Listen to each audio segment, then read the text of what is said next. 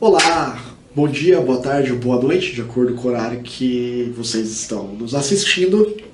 Hoje nós vamos falar sobre Organização Administrativa 3, apenas o título 1 da Lei 13.303 de 2016. O que é a Lei 13.303 de 2016? É apelidada Lei das Estatais, né? Em 2016 foi editada uma lei para criar o Estatuto Jurídico das Empresas Estatais, Sociedades de Economia Mista e suas subsidiárias. O título 2 dela vai tratar sobre as regras de licitação e contratação específica. Então, vai ser objeto da aula específica sobre licitações e contratos para empresas públicas, sociedades de economia mista e suas subsidiárias. E a gente vai tratar aqui do título 1. Por ser uma lei nova, há uma grande chance de que caia nas provas objetivas dos concursos públicos. Lei nova, não existe grande controvérsia ainda, a jurisprudência ainda não se desenvolveu sobre o seu conteúdo. As provas gostam de perguntar o próprio texto da lei, as provas em geral objetivas. Então a gente vai ter que compreender, vai ter que ver muito texto de lei nessa aula. Fundamento constitucional da Lei 13.303 de 2016, né? É a parte mais teórica que tem, né? Apelidada da Lei das Estatais. O fundamento constitucional está no artigo 173, né? O artigo 173 da Constituição fala: ressalvados os casos previstos nessa Constituição, a exploração direta de atividade econômica pelo Estado só será permitida quando necessária aos imperativos da segurança nacional ou a relevante interesse coletivo, conforme definido em lei. Então, o artigo 173 limita a exploração de atividade econômica pelo Estado para os casos de segurança nacional, relevante interesse coletivo. E daí o seu parágrafo primeiro vai falar: a lei estabelecerá o estatuto jurídico da empresa pública, da sociedade de economia mista e de suas subsidiárias que explorem atividade econômica de produção ou comercialização de bens ou de prestação de serviços, dispondo sobre sua função social e formas de fiscalização pelo Estado e pela sociedade, sujeição ao regime jurídico próprio das empresas privadas, inclusive quanto aos direitos e obrigações civis, comerciais, trabalhistas e tributários, licitação e contratação de obras, serviços, compras e alienações observando os princípios da administração pública, a constituição e o funcionamento dos conselhos de administração e fiscal com participação de acionistas minoritários, os mandatos, a avaliação de desempenho e a responsabilidade dos administradores.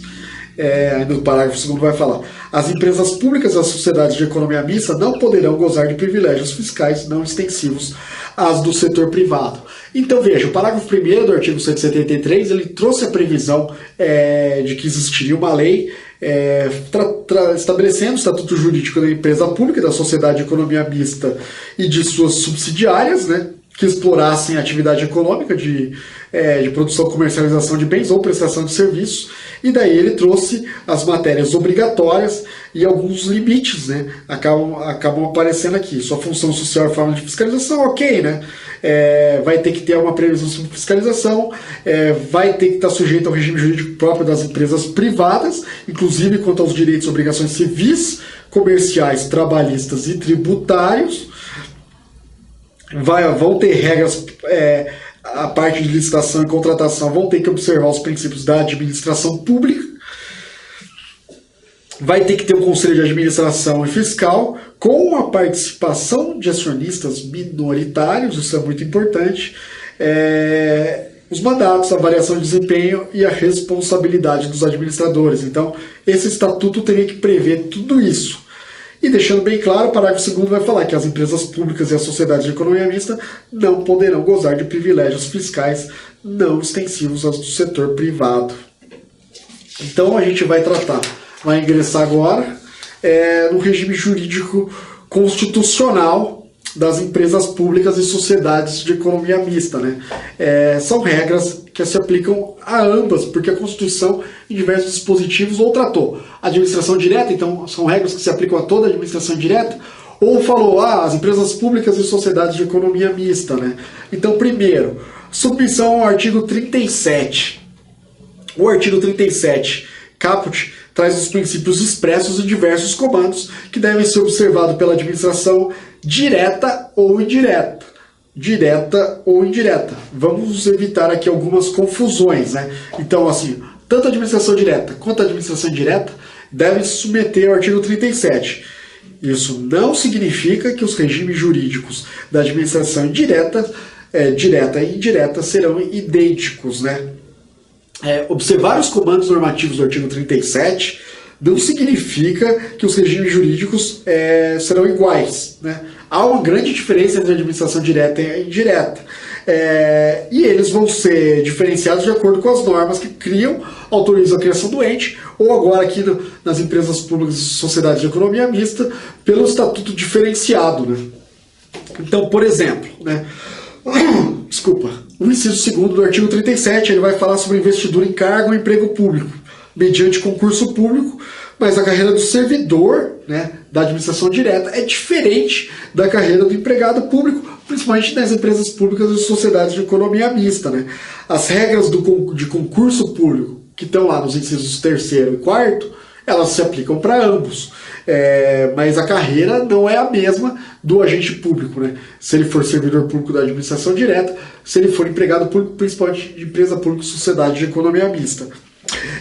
Outro exemplo, né, de distinção: a obrigatoriedade de realização de procedimento licitatório, inciso 21 do artigo 37. Ok, tanto a administração pública direta quanto a administração pública indireta, né, a administração pública em geral, tem o dever de licitar, de realizar procedimento licitatório.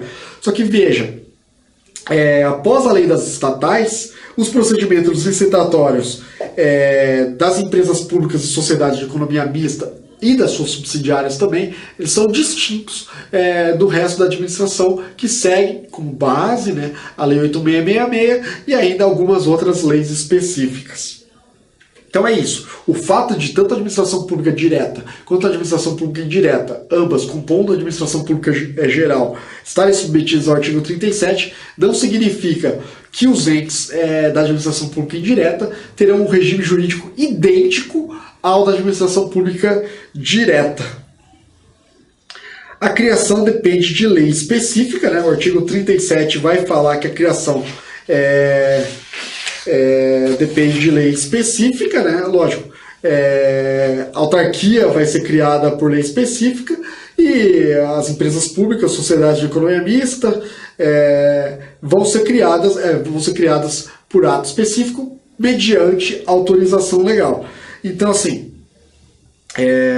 olha o inciso 19. Somente por lei específica poderá ser criada a autarquia autorizada a instituição de empresa pública, sociedade de economia mista e de fundação, cabendo a lei complementar, nesse último caso, as áreas de sua atuação. Então tá aí.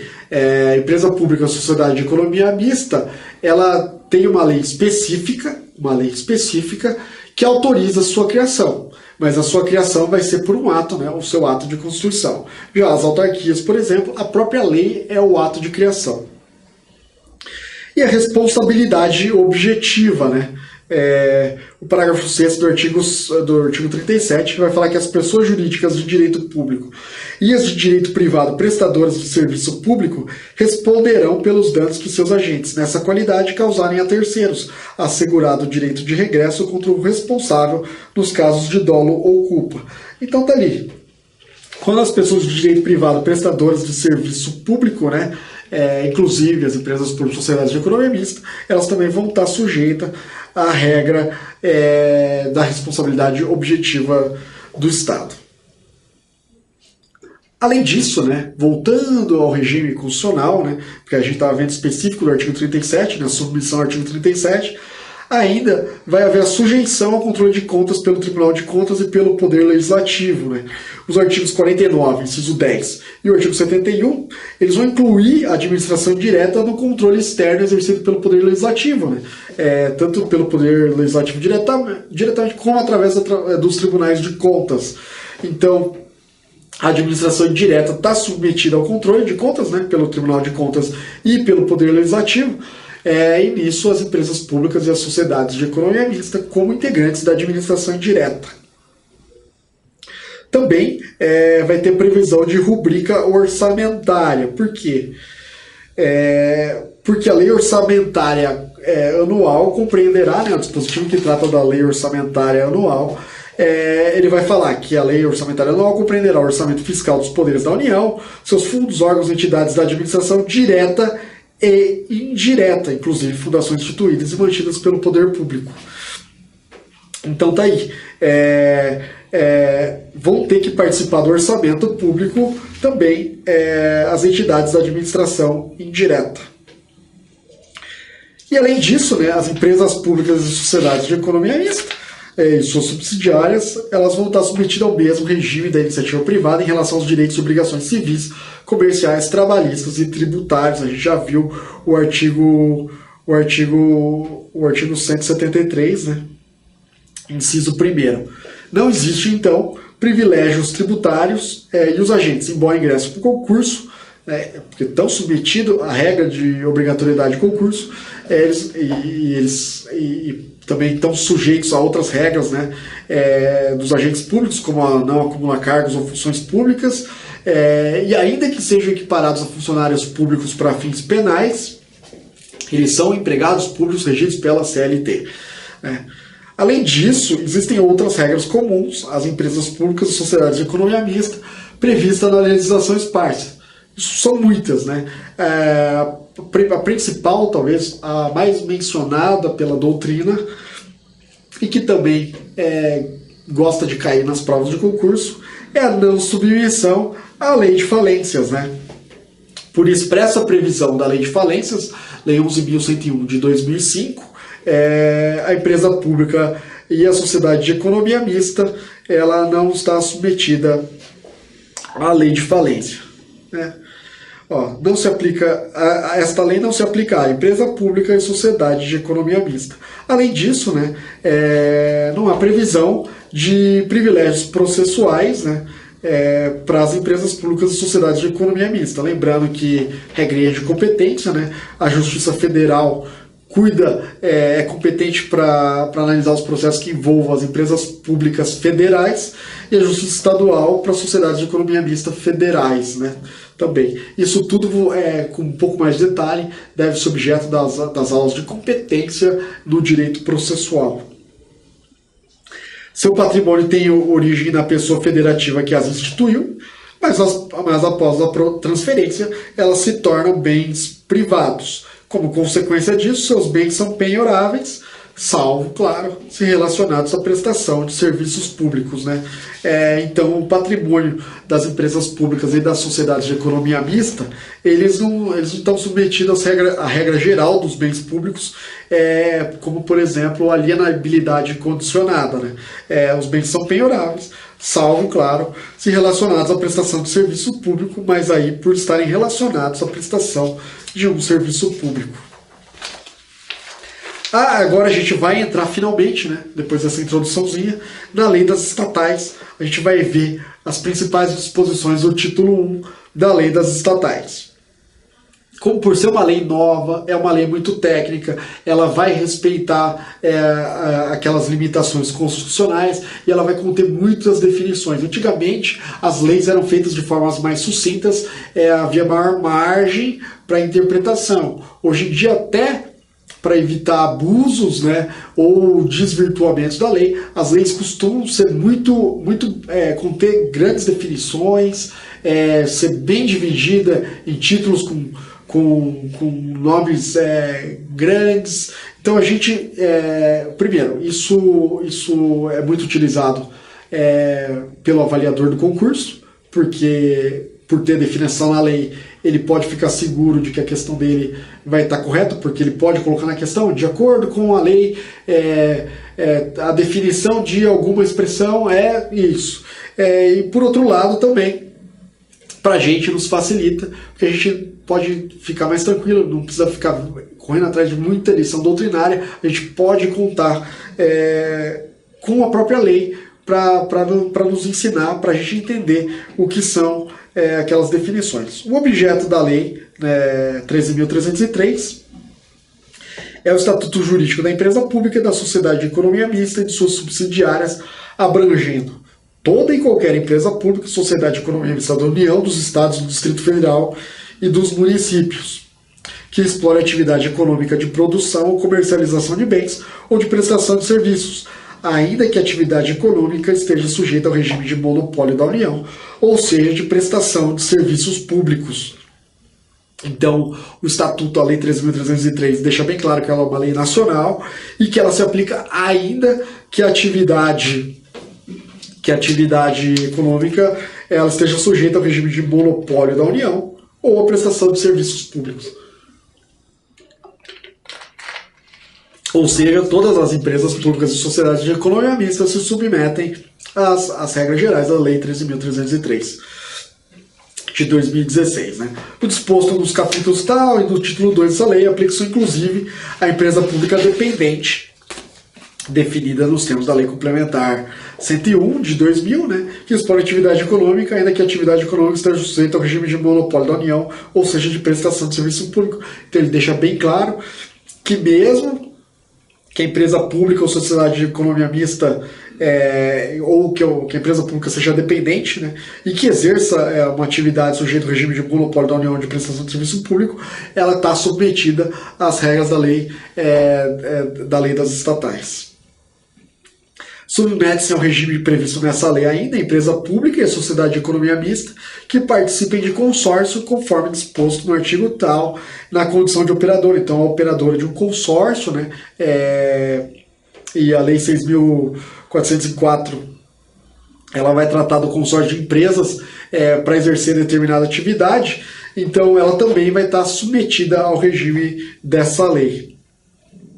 Submete-se ao regime previsto nessa lei a sociedade, inclusive de propósito específico, que seja controlada por empresa pública ou sociedade de economia mista abrangidas no caput, mesmo a controlada por empresa pública ou sociedade de economia mista, também está sujeita à lei das estatais. Ou seja, essa lei se aplica a todas as empresas públicas, sociedades de economia mista e as suas subsidiárias, né?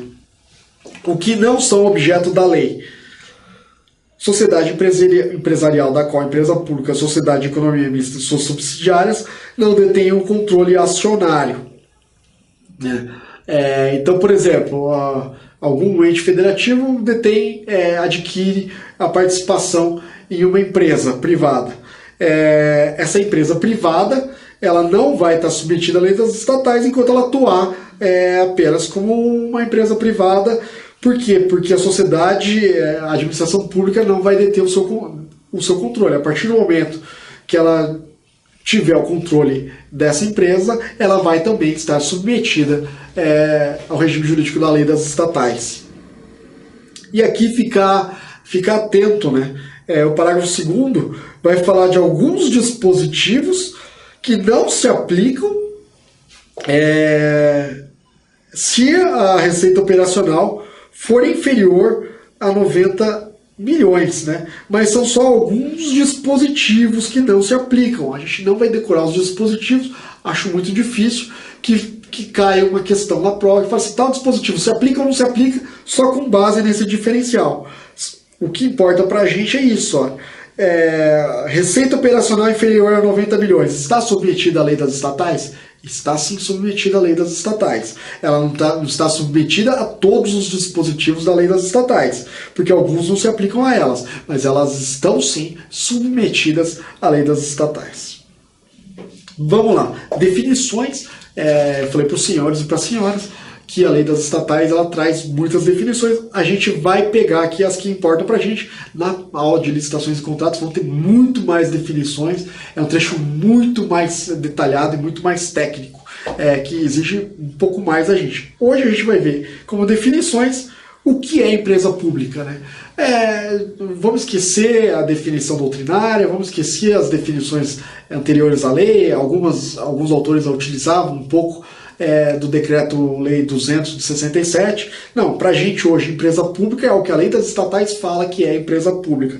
Empresa pública é a entidade dotada de personalidade jurídica de direito privado, com criação autorizada por lei e com patrimônio próprio, cujo capital social é integralmente detido pela União, pelos estados, pelo Distrito Federal ou pelos municípios, Isso é uma empresa pública. O capital social é integralmente detido pela União, pelos estados, pelo Distrito Federal ou pelos municípios. A sua criação é só autorizada por lei.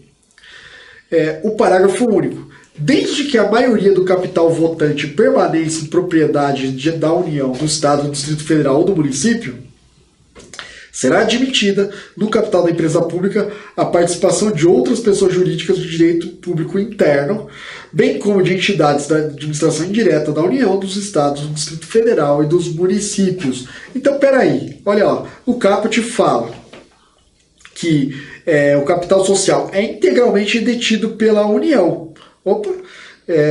Mas o parágrafo único vem aqui e fala assim, desde que a maioria do capital votante permaneça em propriedade da União, do Estado, do Distrito Federal e do município, é admitida no capital da empresa pública a participação de outras pessoas jurídicas de direito público interno, bem como entidades da administração indireta da União, dos Estados, do Distrito Federal e dos municípios. Olha só, o capital social é integralmente detido pela União, pelos Estados, pelo Distrito Federal ou pelos municípios. O que pode ocorrer é que não haja exclusividade de um ente federativo, né? Então pode haver uma empresa pública que a maioria do capital pertence à União, mas que algum Estado também participe, ou o contrário, né? Ou ainda que a União participe, né? A administração direta detém o controle, e que participem alguns órgãos da administração indireta da União, dos Estados, do Distrito Federal e dos municípios. Por exemplo, uma outra empresa pública tem uma pequena participaçãozinha. Sociedade de economia mista, né?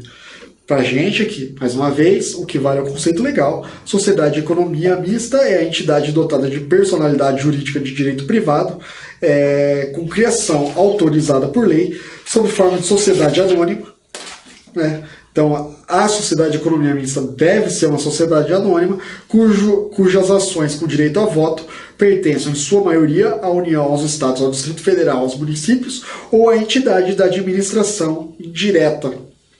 Então, uma sociedade de economia mista é uma pessoa jurídica de direito privado com criação autorizada em lei, né, constituída sob a forma de sociedade anônima. A pessoa jurídica que controla a sociedade de economia mista tem os deveres e as responsabilidades do acionista controlador, estabelecidos na Lei 6404 de 76, a lei das SAs. Então, olha só, a União, nesse caso, a União, o Estado, o Distrito Federal, o município ou qualquer entidade da administração indireta vai deter o controle, né, de uma sociedade anônima. Isso é uma sociedade de economia mista. O fato dela deter o controle vai impor a ela as mesmas responsabilidades do acionista controlador de uma SA. E deverá exercer o poder de controle do interesse da companhia, respeitado o interesse público que justificou a sua criação. Então, além dela exercer as responsabilidades naturais de um acionista controlador de SA, ele também vai ter que respeitar o interesse público que justificou a criação da sociedade de economia mista, já que elas também dependem de criação autorizada por lei, de autorização legal. Além das normas previstas nessa lei, as sociedades de economia mista, que são sociedades anônimas, se sujeitam ao registro na Comissão de Valores Mobiliários, né, e as disposições da Lei 6385 de 76. E as subsidiárias, né? Não há definição na lei tão clara do que seja a subsidiária. Também não havia no Decreto-Lei 200 de 67. Né? O artigo 37 da Constituição menciona as subsidiárias no inciso 20, e em algumas outras leis, alguns outros dispositivos, haverá menção do que seriam as subsidiárias. A doutrina costuma mencionar que as empresas subsidiárias elas são empresas controladas, né? Muitos autores não usam o termo empresas subsidiárias. Eles utilizam a expressão empresas controladas, né? Por que isso? Porque normalmente no direito empresarial se distingue as sociedades controladas da subsidiária integral. Então se reserva o termo subsidiária junto com a expressão subsidiária integral. As controladas são as sociedades em que uma outra sociedade detém de modo permanente preponderância nas deliberações sociais. inclusive e principalmente o poder de indicar os administradores, e as subsidiárias integrais são aquelas que todas as ações pertencem a outra sociedade. Então, pegando a carona aí nas definições do direito empresarial, então uma subsidiária integral seria aquela que uma empresa pública ou uma sociedade economista deteria a totalidade das ações dessa subsidiária integral. Uma empresa controlada seria aquelas que a empresa pública ou sociedade de economia mista ela tivesse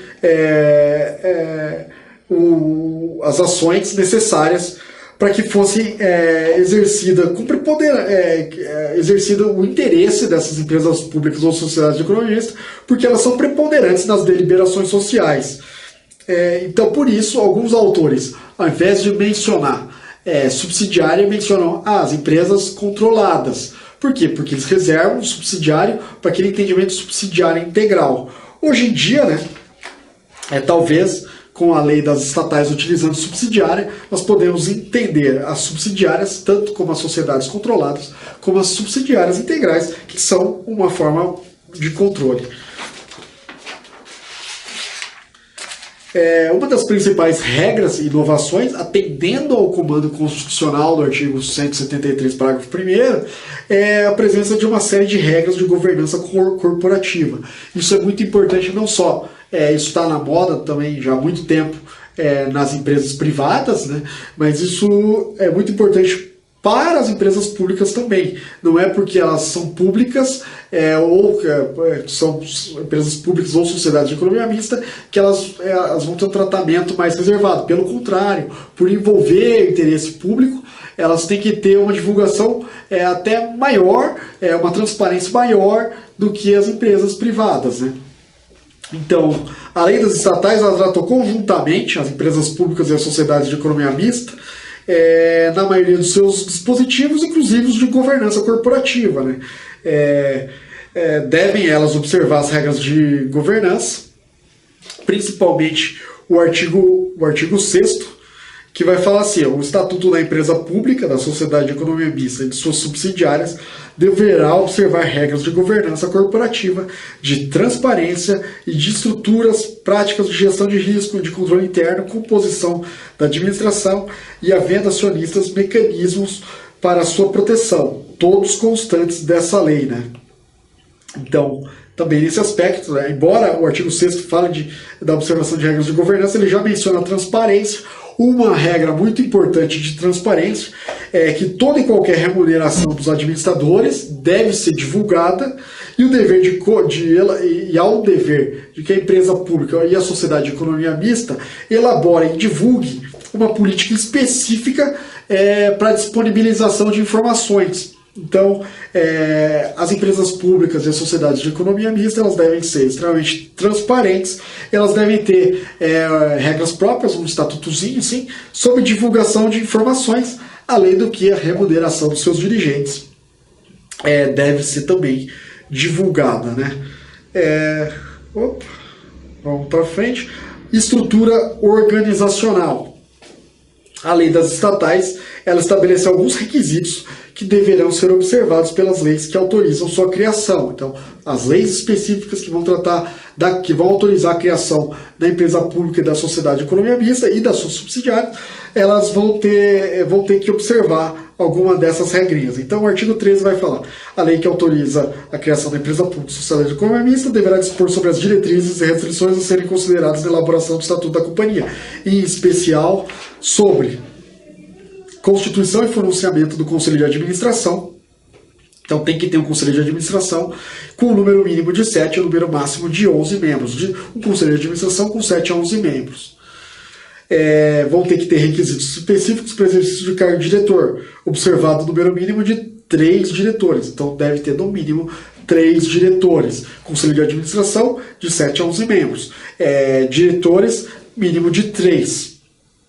E a avaliação de desempenho individual e coletivo, de periodicidade anual dos administradores e dos membros de comitês, observados, no mínimo, os seguintes quesitos. Olha só: exposição dos atos de gestão praticados quanto à licitude e eficácia da ação administrativa, contribuição para o resultado do exercício, consecução dos objetivos estabelecidos no plano de negócio e atendimento à estratégia de longo prazo. Então, olha só,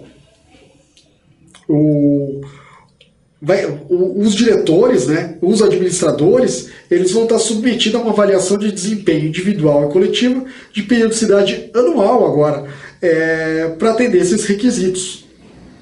Além disso, vai ter que ter um conselho fiscal. E a atribuição do conselho fiscal é permanente, né? Por quê? Porque existem algumas empresas que admitem o conselho fiscal que não atuem de modo permanente. Nas empresas públicas e sociedades de economia mista, o estatuto deve prever um conselho fiscal com exercício de atribuições permanente. Vai ter que ter a constituição e financiamento de um comitê de auditoria estatutário. E o prazo de gestão dos membros do Conselho de Administração e dos indicados para o cargo de diretor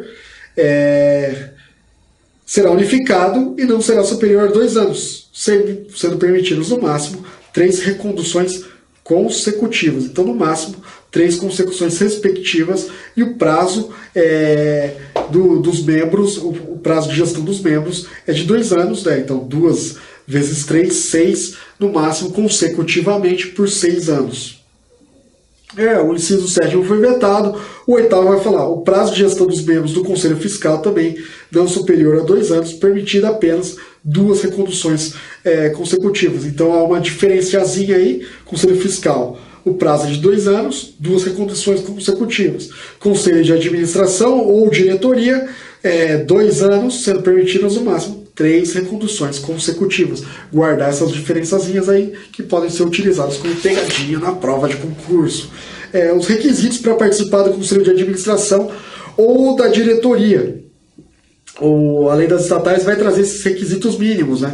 Então, os membros do Conselho de Administração, os indicados para o cargo de diretor, inclusive o presidente, diretor-geral e diretor-presidente, serão escolhidos entre cidadãos de reputação ilibada e de notório conhecimento, devendo ser atendidos alternativamente um dos requisitos das alíneas A, B e C do inciso 1º e cumulativamente os requisitos dos incisos 2º e 3º. Então, uma das alíneas do inciso 1º com todos os requisitos dos incisos 2º e 3º, né? O que é uma das alíneas do inciso 1º? Experiência profissional mínima. Então, ou ele pode ter 10 anos no setor público ou privado, na área de atuação da empresa pública ou da sociedade de economia mista, ou em área conexa. Ou ele vai ter 4 anos ocupando pelo menos um dos segundos cargos. Direção, chefia superior, empresa de porte, objeto social semelhante, empresa pública, sociedade de economia mista, entendendo-se como cargo de chefia superior, aquele situado nos 2 níveis hierárquicos não estatutários mais altos da empresa. Cargo em comissão ou função de confiança equivalência a DAS 4, né, do setor público. Os DAS eles estão na organização própria da administração federal, DAS 4, né, o significado, mas são as funções de confiança mais elevadas. O cargo de docente ou de pesquisador em áreas de atuação de empresa pública ou da sociedade de economia mista. Ou 4 anos ainda de experiência como profissional liberal em atividade direta ou indiretamente vinculada à área de atuação da empresa pública ou sociedade de economia mista. Então aí, um desses requisitos, né, previstos nessas alíneas. E daí, um desses requisitos basta para ele, né, e daí ele vai ter que ter cumulativamente os requisitos desses 2 incisos. Formação acadêmica compatível com o cargo para o qual foi indicado. Então não importa toda a experiência necessária, se por exemplo o cargo é de administrador ou cargo de diretor jurídico, por exemplo, e ele é formado em ciências agrárias. Veja, nada impediria que alguém formado em ciências agrárias exercesse o cargo de diretor jurídico.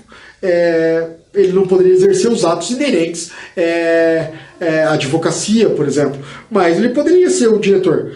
Nas empresas públicas e nas sociedades de economia mista, não. Por quê? Porque a formação acadêmica tem que ser compatível para o cargo para o qual foi indicado. Não se enquadrando nas hipóteses de inelegibilidade previstas nas alíneas dos incisos 1º do caput da Lei Complementar 64 de 90, com as alterações e tal. Então, ele não pode ser inelegível, né? Não pode pegar aquele político ou aquela pessoa que foi condenada e arrumar um carguinho para ela ali numa empresa pública ou sociedade de economia mista. Além disso, olha, é vedada a indicação para o Conselho de Administração e para a diretoria, e as vedações a gente vai ter que ver todas as hipóteses, né, de representante do órgão regulador, exercente de função de confiança na administração direta, dirigente de partido político ou titular de mandato no Poder Legislativo. Então não vão poder participar do Conselho de Administração ou ser indicado para diretor de empresa pública ou sociedade de economia mista, né? Aquele dirigente de partido político ou titular de mandato no Poder Legislativo. Então o vereador, o deputado, o senador não vai poder virar presidente ou participar do Conselho de Administração da empresa pública sociedade de economia mista. Também não vai poder ser o representante do órgão regulador, né, da atividade, nem exercer uma função de confiança na administração direta, né? Então aquela pessoa, por exemplo, o ministro de Estado não vai poder, ou o secretário não vai poder ser indicado para participar do Conselho de Administração ou para a diretoria. Também não pode ser indicado quem atuou nos últimos 36 meses na estrutura decisória de partido político ou que atuou em campanha eleitoral. Então, olha que interessante. Então, aquele dirigente partidário não vai poder ser escolhido por ser dirigente partidário, não vai poder ser indicado para participar do Conselho de Administração ou para ser diretor de uma empresa pública sociedade de economia mista. Quem exerça cargo em organização sindical, então o sindicalista que está lá exercendo um cargo também não vai poder participar do Conselho de Administração ou ser indicado como diretor. E também quem manteve relação jurídica com o fornecedor, comprador de administração pública ou sociedade de economia mista nos últimos 3 anos, né? Então, aquelas pessoas que mantinham de alguma forma uma relação jurídica com a empresa pública ou sociedade de economia mista ou com uma controlada sua nos últimos 3 anos, também não pode ser indicado para o Conselho de Administração ou para o cargo de diretor. Até para evitar aqueles problemas, né, envolvendo conflito de interesses. Por quê? Porque também nos últimos 3 anos, porque há um inciso específico falando que pessoa que tenha ou possa ter qualquer forma de conflito de interesse com a pessoa político-administrativa também não pode ser indicada. Há a previsão ainda de que ao menos 25% do Conselho de Administração, ao menos um voto, né, seja de um conselheiro independente, cujo vínculo com a empresa pública ou sociedade de economia mista é exclusivamente a participação societária, né? As relações jurídicas, então, vamos guardar muito bem essa regra, né? Ao menos 25% do Conselho de Administração, ao menos um voto seja de um conselheiro independente, com o único vínculo com a empresa pública ou sociedade de economia mista é a participação societária. Espero que as senhoras e senhores tenham se familiarizado com o título 1 da Lei das Estatais. A Lei das Estatais, de novo, volto a repetir, é muito técnica, contém muitas definições. Vale a pena que os senhores leem a Lei das Estatais e hoje em dia, né, como é uma lei nova, ela deve cair nas questões das provas objetivas. Por ser muito técnica, ela é muito explicativa, a sistematização dela também é muito boa, uma boa leitura vai possibilitar a compreensão dos senhores e das senhoras. Muito obrigado e até a próxima.